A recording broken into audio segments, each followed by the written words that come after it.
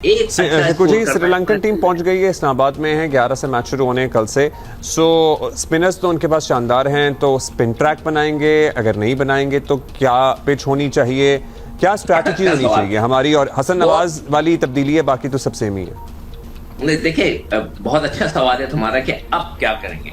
इसलिए कि देखें, उन्होंने जो है, मुझे एक चीज समझ में नहीं, जो आखिरी उनका जो ओडीआई हुआ था, हमने स्पिनर से उनको फंसाया। साइम ने पहला ही ओवर करा दिया था, उसके बाद पता लग गया था कि पिच के ऊपर स्पिन है। उन्होंने स्पिनर से बड़ी देर में बॉलिंग कराई जब 50 रन हो चुके थे। ये लॉजिक मुझे उनकी समझ में नहीं आई कि उन्होंने बॉट से गेंद कराते रहे, इससे पहले उनके तो स्पिनर से बड़ी देर में गेंद कराई और उनका स्कोर भी 140 था। तो ये चीज समझ में नहीं आई थी। और वो पिच जो है, इस लिहाज से देखें, अगर हमने टर्निंग विकेट्स बना दी जिस तरह की आखिरी पिच बनी थी, तो फिर वो क्राउड को जो है मजा नहीं आएगा, रन्स नहीं बनेंगे।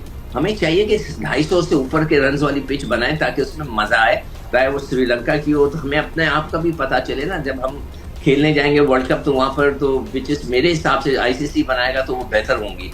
तो हमें इतनी ज्यादा टर्निंग विकेट्स नहीं बनानी चाहिए, बैटिंग ट्रैक्स बना के हम देखेंगे हमारी बैटिंग में स्ट्रेंथ कितनी है।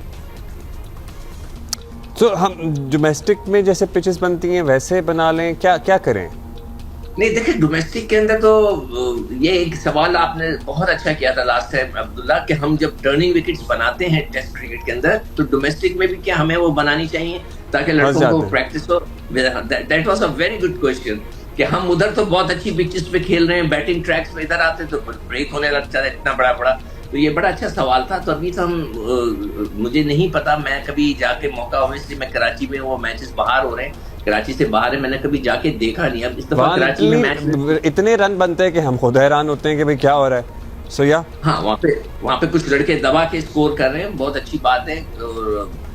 और मैं एक्सपेक्ट कर रहा था Sikandar, I think you should do a segment with the sports desk कि पिच रीड कैसे करनी होती है या कैसे की जा सकती है, वो थोड़ी जनरल आवाम की अंडरस्टैंडिंग के लिए, और किस को आनी चाहिए और आती है, उस पर एक इंटरेस्टिंग हो सकता है सेगमेंट।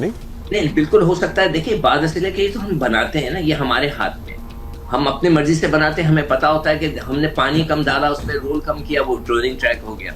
ठीक है, हमें पता होता है। अगर हमने इसको अच्छी तरह रोल कर दिया तो वो बैटिंग ट्रैक हो जाएगा, इसको सॉलिड बना दिया। जी, वो अब तो आकिब भाई ने इतने पंखे लगाए हैं कि अब आवाम को भी समझ आ गई है कि क्या हो रहा है। पंखे और हीटर। सो यार, बहुत शुक्रिया आपका। मेरी रिक्वेस्ट होगी अब्दुल्ला, जी, मेरी एक रिक्वेस्ट होगी कि हम कोशिश करें कि इस सीरीज के अंदर जितने भी नए बच्चे हैं जिनको हम बिठाते हैं, मेरे पास एक पूरी लिस्ट मैंने बनाई है कि जैसे वसीम थे, इनको 18 में से सिर्फ 17 मैच पे बिठाया गया। खुरम शहजाद को नहीं मौका मिला, वो बेचारे उनको टेस्ट मैच में लगा दिया। इब्रार को कहीं बिठाते कहीं उठाते, मुझे समझ में नहीं आया। 2 विकेट मौके मिलने चाहिए। सिकंदर, आज हमारे पास जरा टाइम मुख्तसर है, सो हम कल ये बाकी बातें कर लेंगे। कल सीरीज शुरू होनी है ना, तो कल तो बात इनवेरिएबली हमने करनी है।